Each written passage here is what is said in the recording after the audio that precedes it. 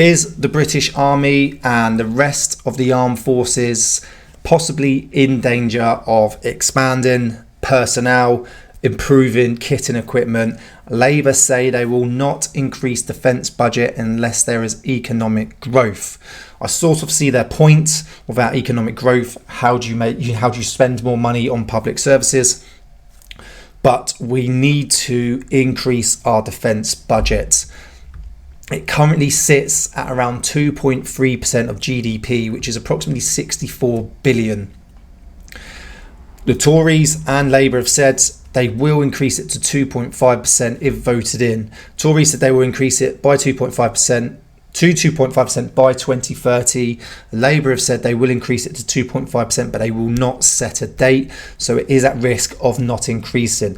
The increase to 2.5% will increase it to 87.4 billion a year. So that is a huge amount of money that could go into the armed forces on recruitment, retention, research and development, new kit and equipment. And with the current state of the world, which we know, Ukraine and Russia war, you've got the Middle East, there's a lot going on in there. It's imminent before Iran retaliates on Israel. It's going to happen. You've got China and Taiwan, and just the world is in sort of an unstabilized position at the minute. Plus everything that's just going on within the UK as well. The armed forces are there to protect us, foreign and domestic. Okay, that's on land and overseas, in our home nation and overseas. We've already been criticised by heads of CHEDs, Chief of General Staffs, former Chief of General Staff, saying the defence budget is not good enough. The armed forces is too small. The kit and equipment is not up to scratch. And if we do not get that increase in defence budget, then all of that is at risk. We're going to continue losing soldiers. We're not going to have the right kit and equipment to stay up to scratch with the US, China, Russia, Germany, and all those other nations. So this has been released recently in the last few days. Keir Starmer, the Prime Minister, is currently in the US, Washington, having their yearly NATO summit, and they're going to pledge what they're going to do over the coming years and make their pledge to NATO over the next year. They're going to be doing a defence budget brief over the next year, and we won't actually get the outcome of that until March next year. So I think for the armed forces, it's quite worrying times because we are so far behind on defence budget. For a nation who says we're one of the strongest armed forces in the world, we have been one of the strongest armed forces in the world for some time. We are losing that rapidly. We don't have the kit and equipment, and we don't have the personnel. Remember, the British Army is at a size of around 72,000. The spearhead of that, the infantry, is at the top.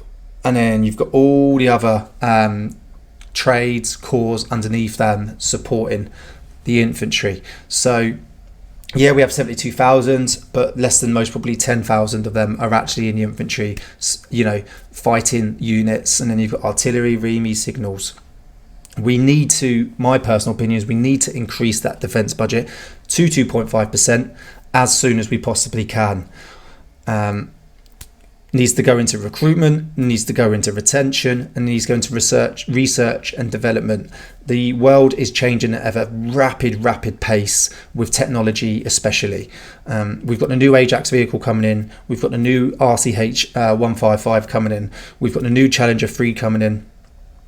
But you've got all the sort of cyber side that needs sorting out. You've got people going into space now.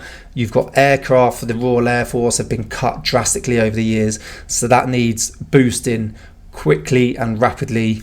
Our Navy is at such a small size. Yes, we've got aircraft carriers, we've got destroyers, we've got patrol boats, but it's such a small size. That needs increasing, in my personal opinion, drastically. And an increase in the defence budget will massively help that. So we need to find this money from somewhere. Do we stop sending money overseas? Possibly. Do we stop spending money in other certain areas of the country? Possibly. That's not for my job to determine. I'm just saying, in my personal opinion, we need to increase the defence budget.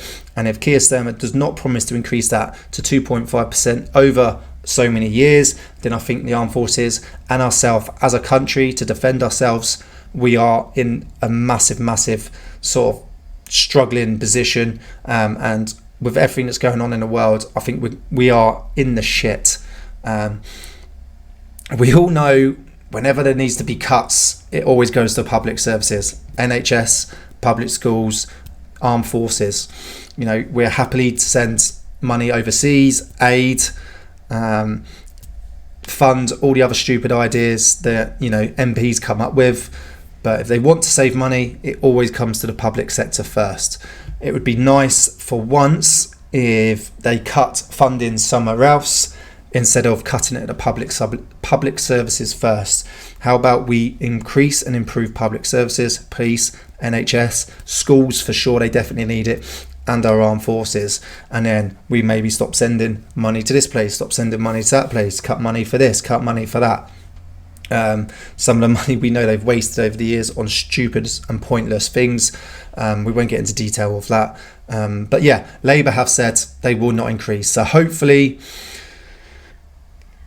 this isn't true. Hopefully he will increase the defence budget. It's a huge amount of money that could be pumped into our armed forces, and provide security to our country, and just provide reassurance to those that are serving and those that are looking to serve that they are going to get the correct kit and equipment.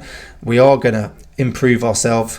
So that's what the Labour are currently saying. I'd love to know what your thoughts are on this. If you could comment below with what you think. Should we increase the defence budget? Should we keep it the same? Should we decrease the defence budget? Is too much money spent on the defence? I'd love to know your opinion on that and why. Please comment below. Are we heading in the right direction with Labour now? Or are we not? But yeah, I'd be really interested to know, are you worried about what's going on in the world? You know, Ukraine and Russia, the Middle East. Should we be getting involved? Should we not? I'm really interested to sort of hear your thoughts. So if you can comment below with what your thoughts on that, I'd hugely appreciate it, and I always try and do my best to comment back.